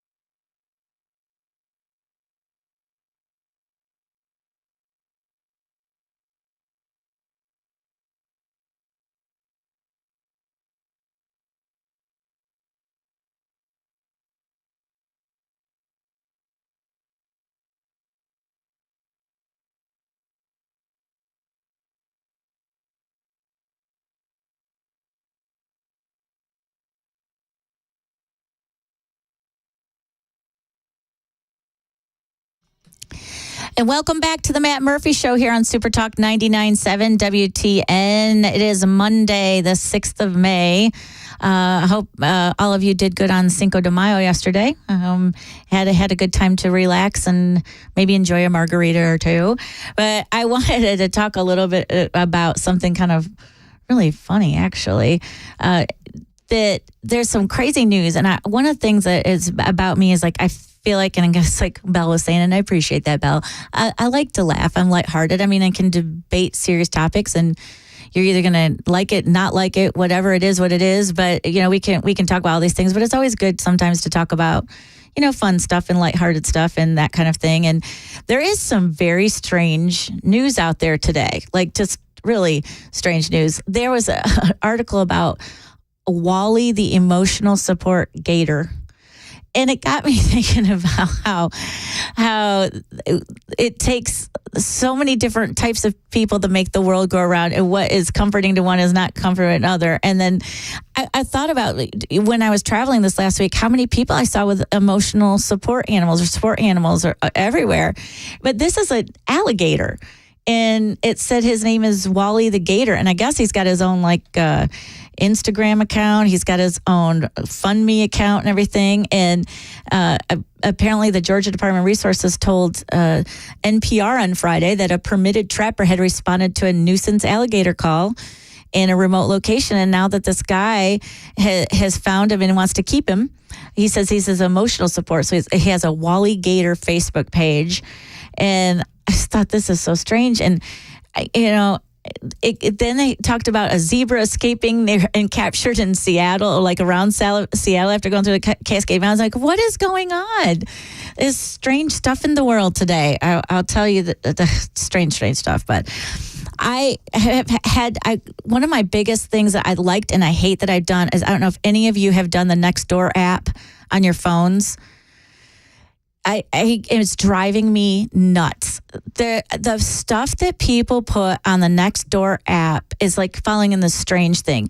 It's like a venting platform for complaining about every neighbor kid, every car that ran a stop sign, for everybody that's grass has grown like 0.25 inches too long on the corner. I'm just like, I can't even get over. I thought on it like initially when I signed up for it. I was like, oh, this is really cool. I could find out what's kind of going on in my neighborhood. There's like a little crime tracker on there, and people sell stuff and ask a question. Like, oh, maybe just move here. Oh, what's the best place to go and have Italian food or whatever the case is. This has turned into like a polarizing, like, war of neighborhoods, war of neighbors, and what people have time to do. I'm like, geez, like I don't even understand it. They monitor, like, you want to talk about GPS locators? There's some nosy neighbors out there. They watch everything you do. They know when you've left, when you come back, what's happening every single second. And I don't know if any of you have had this experience with the Nextdoor app. So it's worrisome because if you don't turn your alarm off on it, I guess, or like your notification on it, I get dinged at like 1:00 in the morning. Oh, there's cops at this house. Oh, what are all the fire engines like that? Yes, sounds like a Karen app. Exactly. That's exactly what I think. And I really did not think that when I signed up for it. I really thought this would be kind of neat. But now that's like an election year, people are getting crazy. Like the hate on there is insane. And I just think, how do you not have better things to do with your time than be on the neighbor app, And yes, Nextdoor is just like a bunch of Karens with nothing else to complain about. Yes, I agree with you 1,000%. It is exactly it. And I even saw what's really bad is that there's some of them, they're taking pictures of kids. And they'll be like walking maybe 2 inches from the end of their driveway near their car. And like, do you know whose kid this is? They came up in my yard. I mean, kids can't even play ball anymore and have a ball run in the yard. And they're taking pictures and posting it up, and you need to tell that. And I mean, it's just insane. I'm like actually appalled by it. And then there's all the people on there like, I don't have any money, I need food, I need this, I have a FundMe page, I have this, I have that. And then you feel guilty because you're reading it and you want to help people, but then you keep seeing them over and over and over and over again. I'm like, I do not know what happened with something as nice as this is the Nextdoor app turning into, yes, a Karen page. I absolutely love it. That's exactly what it is. And just griping ornery people all the time. I don't have time for that. I hope all of you don't have time for that either. It's driving me nuts. And then that was the other thing too about the landscaping companies. That was another thing, is that they had put up there, everybody wants to mow your yard. And so it's like on there, everything, like every advertisement, everything. So I don't know. That was just my crazy thing. So if you don't have it, you're not missing anything. And if you do have it, I could understand why you quit it. And then I feel like I'm missing out, like that, what they call the FOMO, fear of missing out or whatever. But yeah, I mean, if you're not under, you think like, am I missing something? But geez, it's just nuts. And yeah, that's true. Someone just messaged in and said, Tim Jones says, he just says, the biggest issue is neighbors that are in the next county that don't know how to post just their own neighborhood, and they posted the whole thing. That is so true. I think something's going on like right next door to me, and it's like 3 counties away. Yeah, exactly. And you know, and you're right, a lot of people are on there that just moved here, and that's my point, is like, especially if you move to a neighborhood, you think it's a neighborhood app. Oh, maybe I can learn some nice thing about the neighbors, nice neighbor thing. Oh, we lost a dog. Can everybody look for? Oh, we lost a cat. Nope. It is like, it's as bad as half of these political forums that I can't stand. And, you know, yeah. And I hate that they do put pictures of kids up there. It's getting worse and worse and worse of that. I mean, just even kids playing ball on the road, you know, riding their bikes down the street. I saw one the other day where it was like 4 or 5 kids on their bikes at the end of the driveway. And like, does anybody know who these kids are in the end of my driveway? First of all, it's a doggone miracle the kids were on bikes and outside, not in front of a electronic device. You should be posting that in all its glory. You should be happy about that. And instead, they're mad because some kid stopped at the end of the driveway. Shoot, if that happened to me, well, I mean, that's all we did when at my age. You know, like we're in that generation where, you know, come back when the streetlights come on, played outside, do whatever. I can't imagine if we would have had the Ring app, people snapping pictures of us every 2 seconds back then. I mean, the stuff we did when we were younger, it's like, geez. I'm going to get rid of my Nextdoor app. I can't stand it. I really did think I was missing out or wouldn't know what was going on in the neighborhood if I didn't keep it. But now it's just really getting out of hand. And I like, exactly, people that live off the grid now. I understand why there are self-sustaining people. Yes, 1,000%, because you know, everyone's too nosy. Like everyone wants to be in your business. And I always thought it would be great if you're in a neighborhood where you have like your friends and you can hang out, but all the time. But then everybody knows when each other comes home, and then someone's standing at your door, and you just want to, you know, relax, and they're there. So yes, I think I'm kind of done with that whole entire, I don't know, neighborhood app thing or whatever. But I want to make sure that anytime my kids are outside, that they know that someone shouldn't be pointing a camera at them. It does scare me.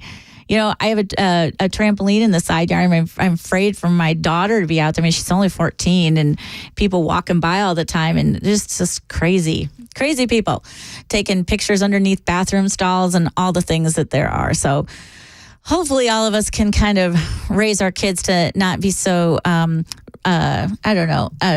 oblivious to the things that can go on out there. And, the hip apps. Yes. Like, what is it? Hip Smyrna, Hip Nashville, it's like the same thing. It's the exact same thing. Just a bunch of nosy people venting. But anyway, we're getting to the point where we're almost at the end of the show. I've got just a couple more things I was going to bring up and kind of wrap everything up and put a pretty little bow on it for the end of the show today. And I hope that you guys, as you're out and going about the rest of your evening and this Monday, that you look forward to a really good week this week, and can take some of the things we talked about today and think about them. And, you know, always bring ideas to the show. Always message on the Members Nutrition Super Text line. Let us know what you think about, what you want to talk about, so we can bring you into the conversation, because with all of us together, we can make a difference. So, but we're going to get ready to take a break. And then when we come back, we'll be close to wrapping up the show. And I appreciate you hanging in there with me, filling in for Matt Murphy. I have certainly enjoyed my time today, and I look forward to hearing from you guys around the break. So you're listening to the Matt Murphy Show here on Super Talk 99.7 WTN.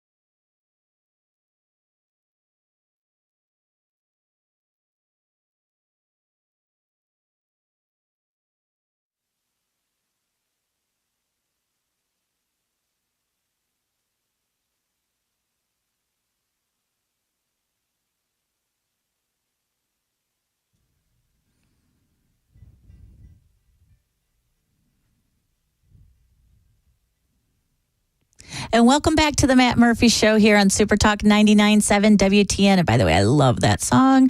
But I want to thank all of you today for being so involved with the show and letting me have a opinion today. It was great. I love when people have different opinions than me. It's wonderful. I welcome. I think it's great to have spirited debates. And I want to let you all know that there is a severe thunderstorm warning right now for Wilson and Smith counties. It's going to be from 2:45 to 3:30. So that's a severe thunderstorm warning for Wilson and Smith counties, 2:45 to 3:30. I know that Brian Wilson's getting ready to come on, and he's going to tell us what's coming up on the drive. And so, Brian, what are we in for today? Well, I think we're going to have to keep one eye on the weather. I am located, my studio is located in Wilson County, so I looking very closely at those storms that are moving through. They do seem to be in the northern part of Wilson County into Smith County, so I think that's something we'll be doing. We're going to start off with a discussion of the Trump trial, which to me, the more we get into it, it really is sort of unfair, I think, of this judge to say you can't talk about the trial, given the fact that there are so many things that I think that the people who are out here watching this trial have a right to know that they're not going to hear any other way unless it comes from the mouth of Donald Trump. So we're going to talk about that. Kristi Noem, I hate to say that I'm going to have to go back and discuss this one more time, but we are. There's an old adage in politics that when you're digging yourself into a hole, maybe it's a good idea to stop digging. And she continues to dig and dig. And so you can decide what you want to decide about the dog incident.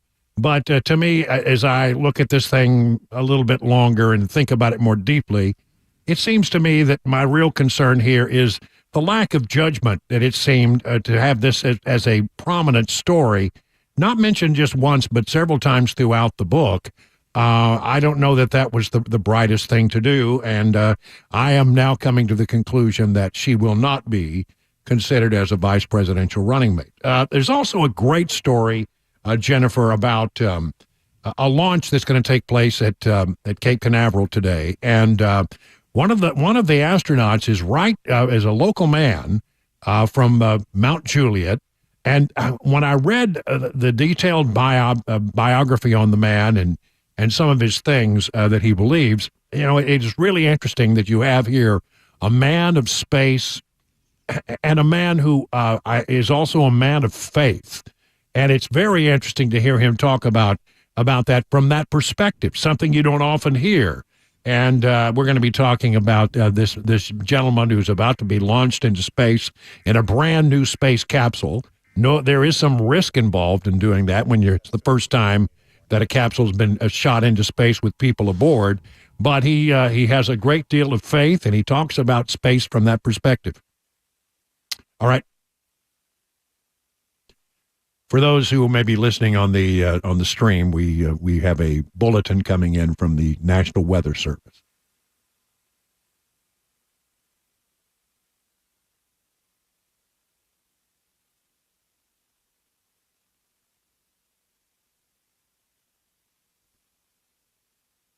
All right, let me know when I'm back up.